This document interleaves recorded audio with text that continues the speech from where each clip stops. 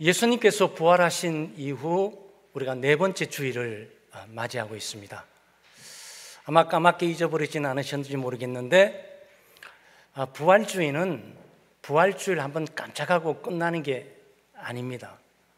초대교회는 이 부활주일을 7주간을 지키게 됩니다. 예수님이 부활하시고 난 이후에 아마 여러분 아신 이후 바로 50일 지나게 되죠. 50일 이후에 오순절날 성령께서 강림하시게 됩니다. 그 50일 동안 바로 초대교회는 부활의 기쁨, 즐거움, 부활의 영광을 늘 누리고 사는 거죠. 그러니까 오늘 저희들은 네 번째 주일을 맞이했으니까 아직도 부활의 영광과 그 축복들, 그 은혜들을 누리고 계속적으로 생각해야 될 것들이 3주간 더 남아있는 셈이에요.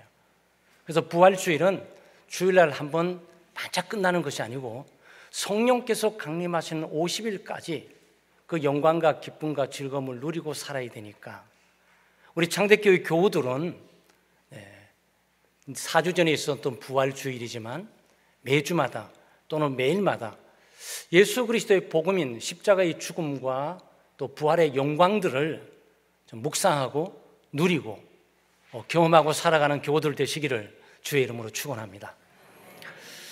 오늘 본문을 통해서 예수님께 부활하신 이후에 제자들에게 가져오신 축복이 있고 은혜가 있고 또 동일하게 우리가 예수님을 믿고 예수님을 따르는 제자들로서 우리에게 가져다 주는 은혜와 축복이 있습니다.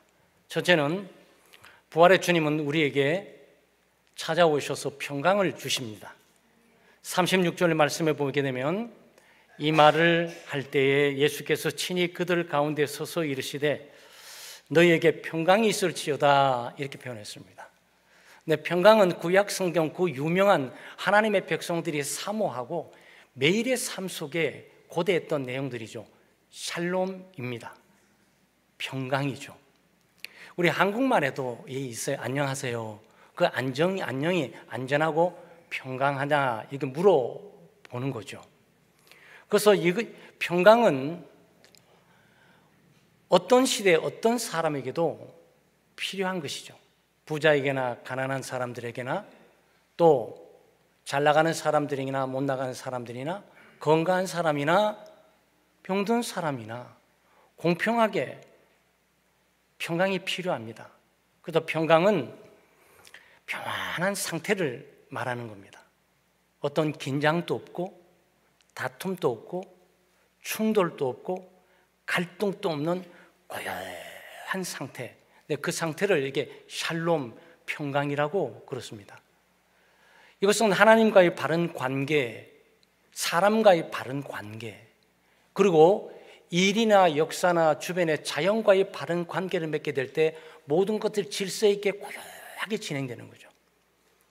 그러니까 하나님께서 자연을 다스리게 될 때 특별한 일이 없으면 인간 세상에 살아가는 사람들이나 자연이나 역사나 하나님과 모든 관계에서 바른 관계가 있어서 모든 것이 하나님의 뜻대로 질서대로 고요히 진행되어 가는 것, 우리가 그 상태를 샬롬이라고 표현합니다. 예수 그리스도께서 제자들에게 가져다 주시는 이 샬롬, 평강이 바로 이 평강이에요. 이 단어가 평강이지만 용어는 하나예요. 헬라 용어는 하나인데 평강으로 번역되기도 하고 화목으로 번역되기도 하고 화평으로 번역되기도 하고 평화라고 번역되기도 합니다. 세상에 평화가 필요해. 바로 그 평화를 지금 주고 계시는 거죠. 나는 마음의 평안이 필요해.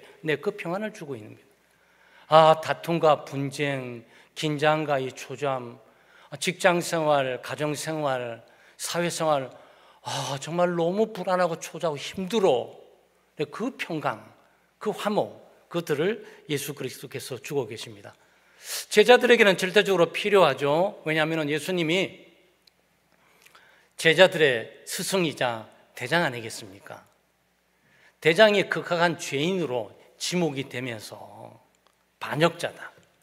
로마의 반역자고 또 그야말로 죽어마땅하다. 그래서 십자가를 못 박혀 죽인 거죠. 그러면 그를 따르고 있는 제자들은 어떻게 되는 거죠? 바람 앞에 촛불이죠. 대장이 힘을 쓰면서 능력을 하면서 귀신을 추방하고 죽은 자를 살리고 자연을 따라서 그분이 초월한 모습으로 십자가를 못 박혀 죽는 입장인데 제자들이야 죽은 목숨이나 다름이 없죠. 그러니까 이제 꽉꽉 문 잠궈놓고 나오지를 않아요. 숨어서 지금 지내고 있단 말이죠. 불안합니다. 두려워 떠는 거죠.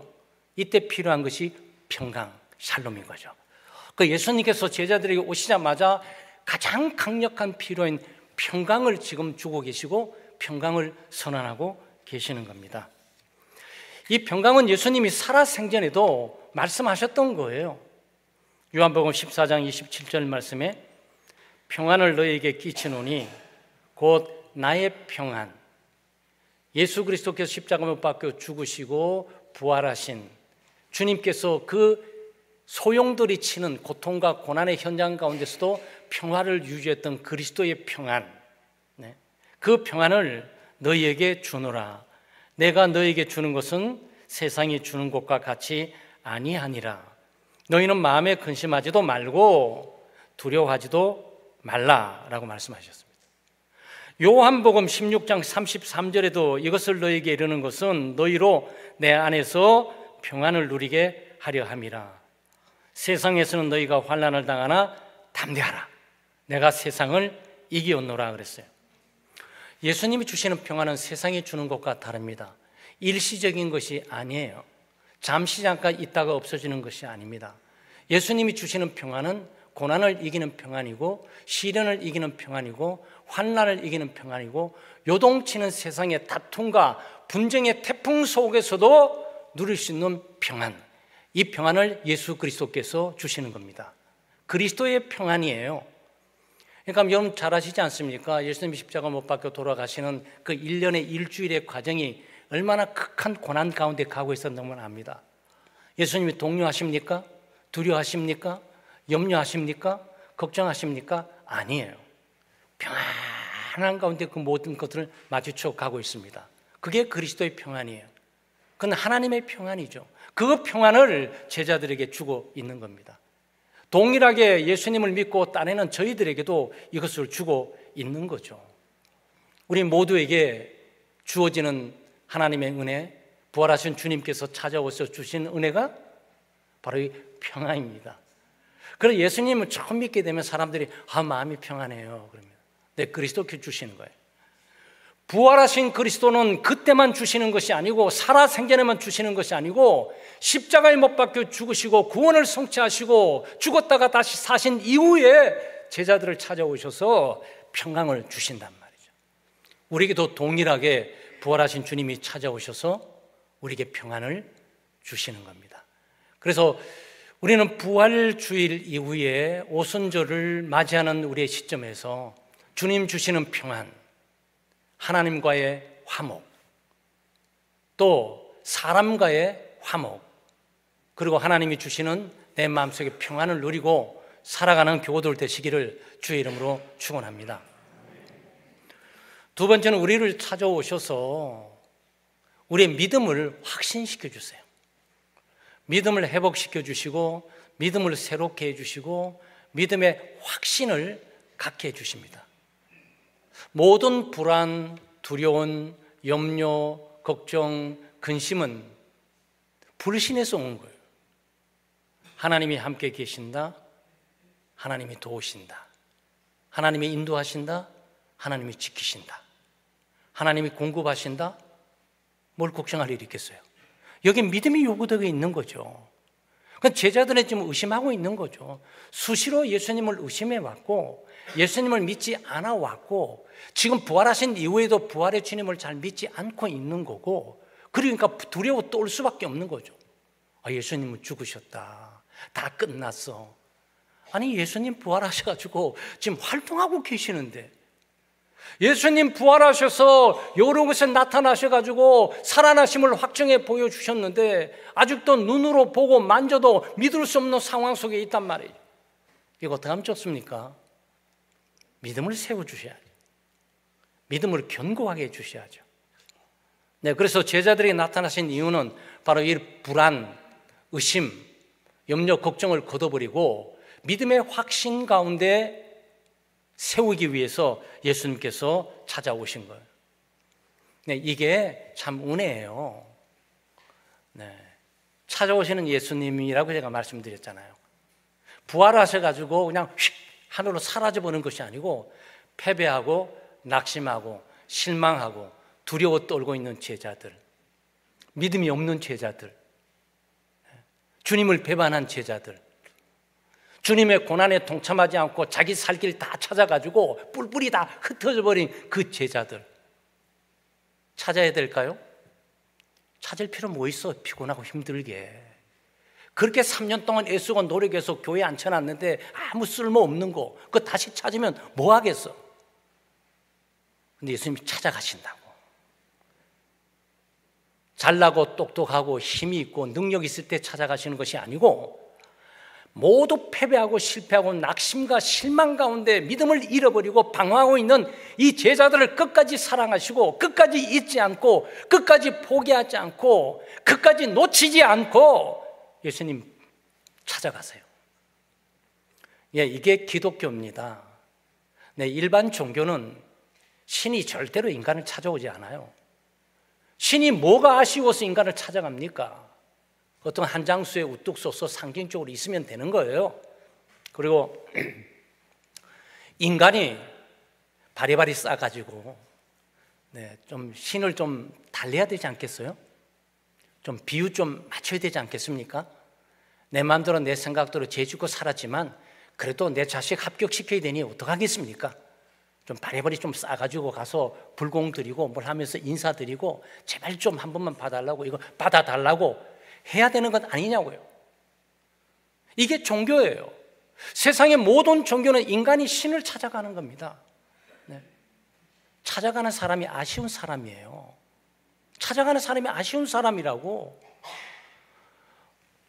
아쉽지 않는 사람은 찾아가야 될 이유가 없어요. 버티고 있게 되면 다 아쉬워서 찾아와요. 그러면 조금씩 보태주거나 위로해주고 격려해주면 되는 거죠. 예수님이 뭐가 아쉬워서 찾아오시냐고. 근데 찾아오신단 말이죠. 찾아오시게 되면 환영 정도는 해야 되는 것 아니에요? 근데 믿음이 워낙 없다 보니까 귀신 아니야, 영 아니냐 저거 이렇게 생각한 거예요. 당연하죠. 왜냐하면 문을 꽉꽉 닫아놨고 누가 두드린 적도 없고 녹화한 적도 없고 누가 열어준 적도 없고 누가 열어줬어? 안 열어줬는데 그럼 여기 어떻게 나타나신 거야? 저거 영 아니야? 이러고 신앙생활하는 거예요. 예수님을 그렇게 따라다니고 십자가를 역력하게 목격하고 부활도 목격했다는 소식을 여러 가지 들었는데 지금 아직도 이러고 있어요. 그러니까 예수님께서 이 믿음 어떻게 하면 좋겠습니까? 이거 버려야 됩니까? 그렇게 5년 10년 동안 애를 쓰고 공을 들였으니 이제는 좀 정신 차릴만 한데 아직도 그러고 있으니 너는 아닌 것 같아. 다른 사람 뽑아야 되겠어. 이렇게 하시면 문제될 게 아무것도 없지 않습니까? 근데 예수님이 사랑하십니까? 신실하시잖아요. 한 번 선택한 거 놓치지 않아요. 예수님 포기하지 않습니다. 잃어버리지 않아요. 끝까지 찾아오십니다. 아마 죽어도 찾아오실걸? 네, 찾아오세요. 그래서 믿음을 세워주시는 겁니다. 어떻게 세웁니까? 나를 봐라. 이제 보라 그랬어요. 내 손과 발을 보고 눈들이 있지 나를 보라고. 이 손을 봐. 여기 좀 못자국 있잖아. 발 봐. 못자국 있잖아. 옆구리 봐. 그렇게 옆구리 자국 있지. 그러니까 그래도 못 믿는 거죠. 이게 우리의 위치예요. 도대체 어떻게 해야 믿음이 생깁니까? 네, 믿음은 하나님의 선물이지 인간이 자기 스스로 만들어낼 수 있는 것이 아니에요. 그러다 보니까 예수님께서 어떻게 하십니까? 이거 안 되겠다. 아직도 약한가 보다. 먹을 거 없어? 네, 먹을 거 줘봐. 영은 입이 없고 먹지를 못하잖아. 그렇지만 나는 부활해서 육체를 갖고 있는 부활의 몸이야. 너희들 먹을 거 다 먹을 수 줘봐. 생선 한 토막 먹다 남은 건지 모르지만 딱 주셨어요. 예수님 딱 드셨습니다. 사람이네? 살아나셨네? 지금 이러고 있는 거죠. 그래도 아직도 좀 부족해요. 그래서 말씀을 통해서 말씀을 해석하고 말씀을 설명해 가지고 이 부분들을 깨닫게 해 주십니다. 그래서 44절 45절을 말씀해 보게 되면 또 이르시되 내가 너희와 함께 있을 때에 너희에게 말한 바 곧 모세의 율법과 선지자의 글과 시편의 나를 가리켜 기록된 모든 것이 이루어져야 하리라 한 말이 이것이라 하시고 이에 그들의 마음을 열어 성경을 깨닫게 하시고 그랬습니다. 참 이렇게 자상하세요.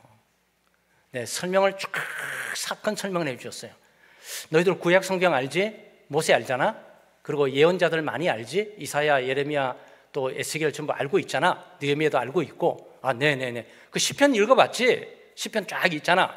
그 전부 나에 대해서 얘기했던 거지. 내가 고난받고 죽음으로, 의인으로서 죄인의 몸으로 죽음으로 죄인들의 모든 죄값을 다 치워버리는 하나님의 구원의 은혜, 그 사건이 내 속에 다 이루어진 거야. 그리고 죽으면 아무 소용없잖아. 죄 가운데 있으니까. 그 짠, 다시 살아났지? 그것이 구약 성경에 계속 예언되었던 내용 아니야? 라고 얘기했습니다. 이게 믿어지겠어요? 한 번 의심하는 사람이 웬만한 설명에서 믿어지겠습니까? 못 믿어지니까 어떡하죠? 예수님께서 마음을 열어주시는 거예요. 마음을 열어주시는 거예요. 그리고 이걸 깨닫게 하는 겁니다. 여러분, 인간의 이성으로 하나님의 말씀을 깨닫지 못해요. 근데 우리의 주어지는 학교에 도서관에 있는 책들을 읽어도 잘 이해도 못하고 아마 여러분 주식이나 펀드의 경제학에 대한 용어를 얘기해도 이해도 못할걸요. 보험회사 직원이 와서 이런 보험 설명해도 그 용어 자체들 이해를 못하실 거예요. 아니 이 세상에 있는 글도 이해를 못하고 한글도 이해를 못하는데 무슨 하나님의 나라 일들이 이해되겠습니까? 이거는 이성으로 되는 게 아니에요. IQ로 깨닫게 되는 게 아니에요. 이거는 마음으로 보고 마음으로 이해하고 마음으로 깨닫게 되는 거예요. 근데 부활하신 예수 그리스도께서 우리 마음에 찾아오셔서 우리 마음을 열어주신단 말이죠.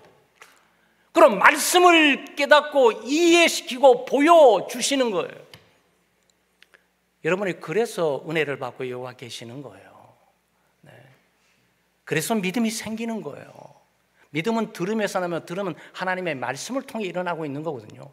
도대체 설교가 어떻게 이해되는 것이며 성경을 읽을 때 어떻게 이해되는 것이며 성경 공부를 할 때 어떻게 이해가 될 수 있습니까, 여러분? 이해 안 돼요. 거의 마음으로 이해하고 마음으로 깨닫고 마음으로 보게 되는데 예수 그리스도께서 부활의 주님이 찾아오시는 거예요. 부활의 주님이 찾아오셔서 여러분의 마음의 문을 열어주시고 그리고 주어지는 하나님의 말씀을 이해시키고 납득시켜가지고 깨닫고 그것을 보고 아, 일이 이렇게 되는 거구나 라고 예수 그리스도를 믿게 되는 거죠. 그 바레전에 있는 사건도 그래요. 누가복음 24장 32절 우리가 읽지는 않았어요. 근데 우리는 36절부터 읽었잖아요. 근데 32절에 보게 되면 동일한 사건이 기록되어 있어요. 그들이 서로 말하되 길에서 우리에게 말씀하시고 우리에게 성경을 풀어주실 때 우리 속에 마음이 뜨겁지 아니하더냐. 이게 엠마오 도상에 갔던 두 제자, 지금 여기에 우리가 36절부터 있었던 두려움에 떠는 일단에 갇혀있는 사람의 무리가 아니에요.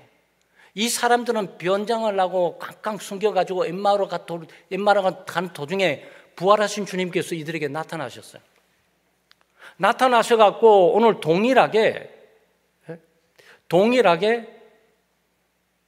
26절부터 27절에 그리스도가 이런 고난을 받고 자기의 영광에 들어가야 할 것이 아니냐 하시고 이에 모세와 모든 선지자의 글로 시작하여 모든 성경에 쓴 바 자기에 관한 것을 자세히 설명하시니 그랬습니다. 44절과 같은 말이에요. 이게 무슨 말입니까? 선지자, 모세, 시편의 모든 것은 구약 성경을 말하는 거예요. 예수님께서 구약 성경을 들어가지고 자기에 대해서 엠마오 두 제자를 설명을 해준 거예요. 그러니까 이 두 제자가 고백을 하는 거죠. 그분 누구셔? 모르겠는데 갑자기 나타나셔서 자꾸 이번 사건들을 설명하시더라고. 십자가 못 박고 죽은 것이 구약 성경에 예언되어 있고 선지자들이 예언했고 시편 기자들이 예언을 했고 또 특별히 모세 있잖아. 그 사람이 그 예언했던 그 그 사건이 어때? 아, 그래? 부활도 그랬대는데, 근데 그분이 누구야? 모르겠는데? 근데 그분이 얘기해 줄 때 훨씬 어땠어? 마음이 뜨거워지던데. 아, 너도 그랬어? 나도 마음이 뜨거워졌어. 이 사건을 지금 고백하고 있는 거예요. 부활하신 예수 그리스도께서 하시는 일이 이거예요. 나타나셔서 우리에게 하나님의 말씀을 설명해 주시는 거예요. 하나님의 말씀을 마음을 열고 받아들이게 해주는 거예요. 하나님의 말씀을 이해하고 깨닫게 해주는 거예요. 그래서 여기에 뜨겁다는 이 말이 있잖아요. 뜨거울 때는 빛이 들어올 때 많이 가능해요. 사람이 빛이 들어오잖아요. 그러면 어둠이 밝아주는 거예요. 예수 그리스도께서 그의 말씀을 설명해 주고 우리를 깨닫게 해주게 될 때 우리의 이지가 밝아지게 됩니다. 여러분의 IQ가 좋아가지고 여러분의 집중력이 좋아가지고 성경을 많이 읽었기 때문에 깨닫게 되는 것이 아니에요. 지금 또 깨달아진다면 부활하신 예수 그리스도께서 여러분의 마음속에 하나님의 말씀을 이해시키고 깨닫게 하기 때문에 깨달아지는 거예요. 그렇게 되는 거예요. 그런데 얼마나 또 놀라운 일이 있습니까? 뜨겁다는 얘기는 뭡니까? 열이 있지 않습니까? 뜨거우면 열정이 생기는 거잖아요. 야, 거기 마음이 뜨겁단 말이죠.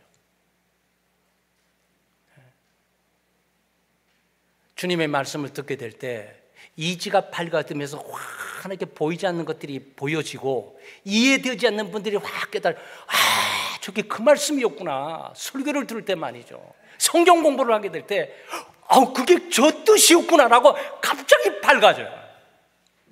그래서 가슴이 뜨거워져요. 열정이 생겨요.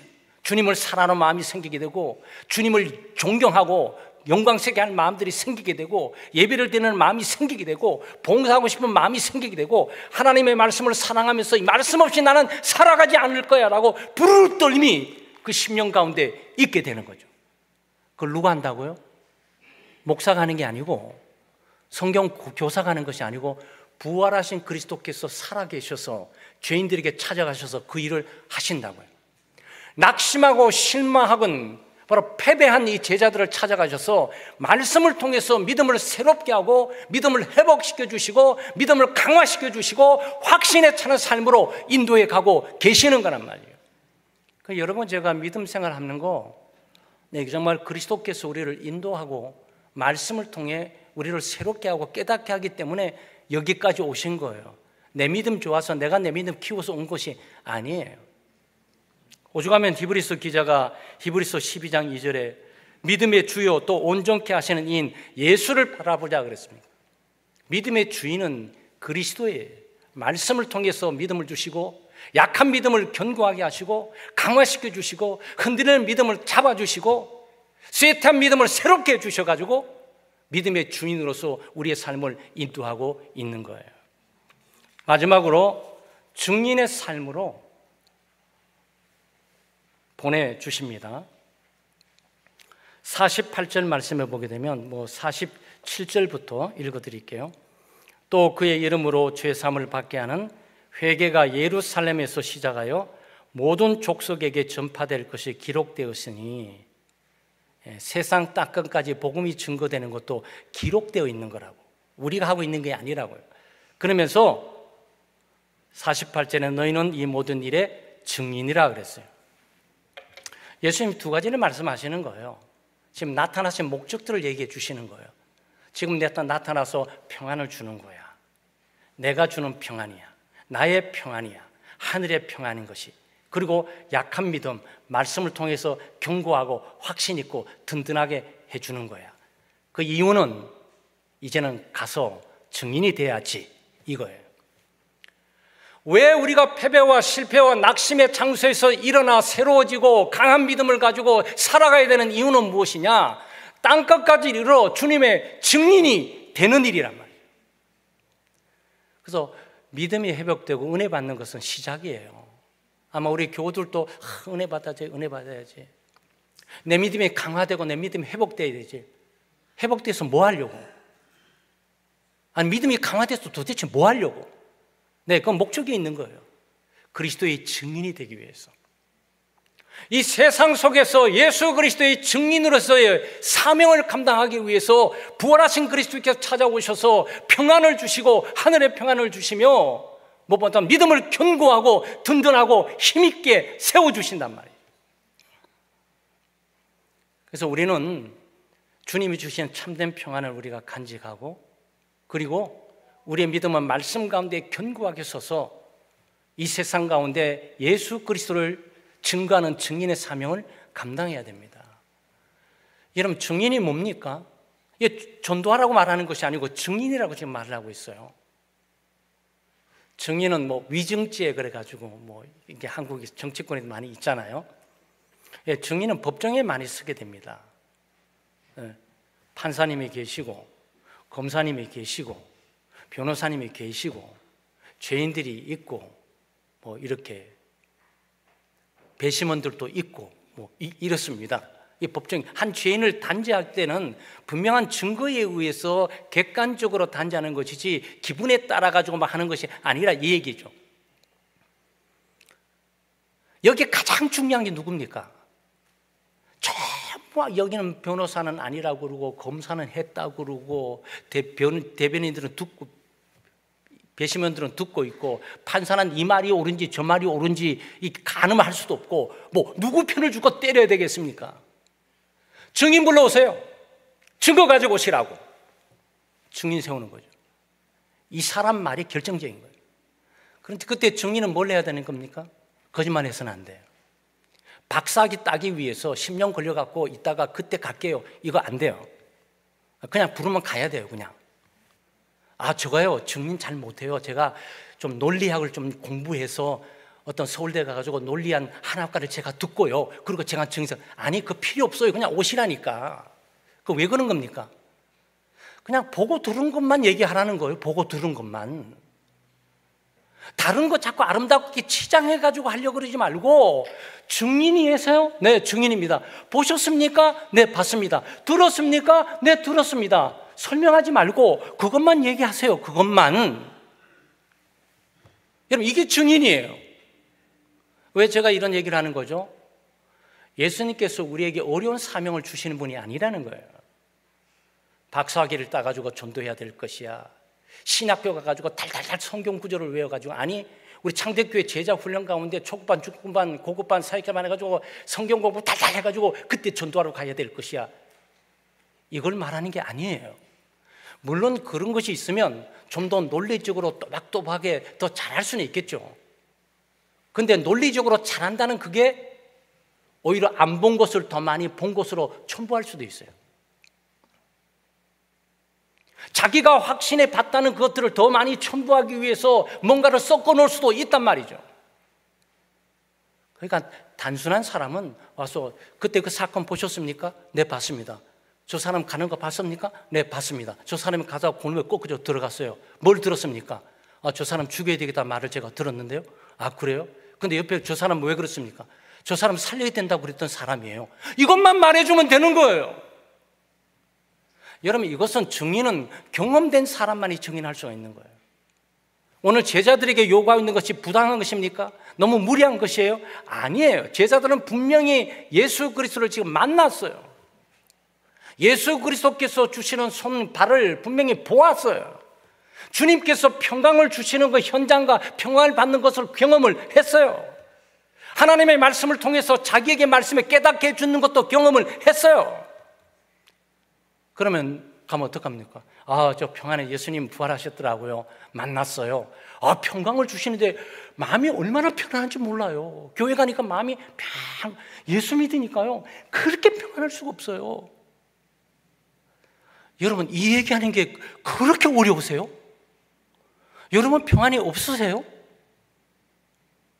이 세상은 말이죠, 지금 소용돌이 치는 가운데 염려, 걱정, 불안, 두려움 가운데 평안이 어디에 찾으려고 몸부림들 하고 있어요. 여기서 이 말 듣고 저기서 저 말 듣고 이렇게 돼보고 저렇게 돼보고 해보는데 평안이 없어요. 그런데 이 사람이 교육도 많이 받지 않는 거 보는데 교회 가면 예수 믿으면 얼마나 평안한지 몰라요. 교회 가시자니까. 평안이고 예수님께서 평안을 주세요. 저 예수 믿고 난 다음에 제가 염려 걱정이 사라졌다니까요. 잘못 얼마나 잠자는지 몰라요. 아유, 그래요? 아이, 술, 담배 그걸로 안 끊어져요. 예수 믿으면 주님께서 끊게 해주십니다. 저 담배 끊었다니까요. 저 술 끊었어요. 어떻게 그게 종교심이 아니, 그게 아니에요. 예수님께 찾아오셔서 저 끊게 만드셨다니까. 그러니까 그리스도 앞으로 가시자고요. 이게 뭐라고요? 이게 증인이라고. 네, 이게 증인이에요. 제자들은 나가서, 이 제자들이 누굽니까? 어부 출신들이에요. 이 사람들 서울대 출신, 연고대 출신들이 아니에요. 그냥 평범한 어부로 살아가는데 그들이 예수 그리스도를 만났을 뿐이고, 그리스도의 말씀을 들었을 뿐이고, 그리스도로부터 믿음을 가졌을 뿐이고, 믿음의 확신을 가졌을 뿐이고, 부활의 주님을 목격했을 뿐이고, 그것 때문에 여러분 사도행전 넘어가면서 목숨 걸고 우리는 봤다, 믿어라, 봤다 계속 얘기해 다니는 거예요. 세상은 그렇게 변화된 거예요. 내가 그렇게 믿어줄까? 아니, 누가 믿어달라고 증인을 세웁니까? 여러분, 법정에서는 좀 믿어달라고 말할 사람 아무도 없어요. 그냥 본 것만 얘기하세요. 들은 것만 얘기하시라고. 설명 덧붙이지 마세요. 그거는 검사가 계속적으로 죄를 연구했을 거 아닙니까? 이 사람 죄가 있는지 없는지 검사가 연구했을 거 아니겠습니까? 그건 검사가 할 일이고, 당신이 죄인에 대해서 이래저래 말하지 말라고. 봤어요? 안 봤어요? 이것만 얘기하라고. 그럼 변호사는 어떻게 하는 겁니까? 이 죄인은 이렇게 죄를 짓고 검사님 말씀대로 그랬지만 사실 그 상황을 보게 될 때 여의시고 노인 우리 부모님을 여의고 다 살다 보니 어려워서 이거 그러니 선처를 베풀어 주십시오라고 계속적으로 죄인 입장에서 얘기를 하는 거죠. 그러니까 자기는 또 보게 될 때 동정감이 있으니까 맞아요. 제가 볼 때요, 저분이 막 5m 갔는데 막 15m 막 간 것처럼 보여요. 막 이렇게 할 필요가 없다 이 얘기예요. 여러분, 증인과 복음전도의 사명을 감당하는데 예수님께서 나를 위해 십자가 못 박혀 돌아가시고 부활하시며 영원한 생명을 주었다는 이 말을 하는 문제, 뭘 덧붙일 게 거기에 더 있겠습니까? 사람들이 믿지도 않을 뿐만 아니라 믿을 수도 없는 내용들이에요, 이 전부가. 그런데 이 상황 속에 증인을 하다 보면 누가 나타나서 일하신다고요? 부활하신 그리스도께서 이 증거를 가지고 어떤 선택된 사람들에게 마음을 열고 깨닫게 하신다고요. 네, 깨닫게 하고 사람을 변화시키고 이해시키고 그것을 받아들이게 하는 것은 증인의 사명이 아니고 그는 예수 그리스도께서 하시는 것인데, 그리스도께서 그 일을 하기 위해서 먼저 가서 증인이 돼서 말을 하면 내가 그 증언에 힘을 실어서 어떤 선택된 백성들의 마음을 열어서 깨닫게 그를 내가 부를 거야. 그러니 너는 증인만 해. 이 말씀이에요. 사랑하는 여러분, 주님을 증거하기 위해서 신학교 가서 열심히 공부해야 됐다 하실 필요 없어요. 네, 그걸 무시하는 게 아니에요. 우리 제자훈련에서 막 성경 공부하시면서 막 전도 훈련을 막 폭발적으로 하고 이렇게 꼭 해야 된다 말하는 게 아니에요. 그거는 증인의 사명을 또 효과적으로 감당하기 위해서 자기가 보고 들은 것들을 체계화시키는 하나의 과정으로 도움이 될지언정 없는 것들을 그걸 배워가지고 알게 되는 건 아니에요. 증인은 경험을 통해서 얻게 되는 거죠. 오늘 제자들이 그 모습 아니겠습니까? 예수님께서 여기서 무슨 신학교를 차려가지고 이들을 교육시키고, 야야 멀었어. 그렇게 믿음도 없는데 아직도 전도하러 나가지 마. 너희들 그 믿음 말이야. 4, 5년 동안에 공부 더 해야 돼. 그리고 아직도 지금 뭘 말하는지 이해하지 못하고 있잖아. 전도훈련 4년. 그리고 가서 전도하는 거. 이렇게 하셨습니까? 아니잖아요. 이제 봤니? 깨달았니? 믿음 가졌어? 이제 나가. 그리고 증인, 나를 증언해. 지금 이 말씀을 하겠습니까? 사랑하는 여러분, 부활하신 예수 그리스도는 우리를 찾아오십니다. 우리를 찾아오시되 우리에게 주님의 평안을 주세요. 하나님과 화목하게 하시고 자기의 내적인 평안을 주시고 다른 사람과 다툼 분쟁 속에서 평화할 수 있도록 주님께서 우리에게 평안을 주십니다. 그리고 늘 흔들려 갈 수밖에 없는 불안과 두려움과 의심 가운데서 정말 믿음을 잃어버리고 흔들려가는 우리의 삶 가운데 부활한 주님이 직접 우리에게 자신을 보여주심으로 믿음을 견고하게 하시고 하나님의 말씀을 통해서 우리를 깨닫게 하고 이해시켜서 믿음의 확신 가운데 있게 하시고 그리고 삶의 현장, 가정 속에, 직장 속에서도 내게 일어난 이 사건의 증인으로서의 삶을 살아가기를 원하시는 겁니다.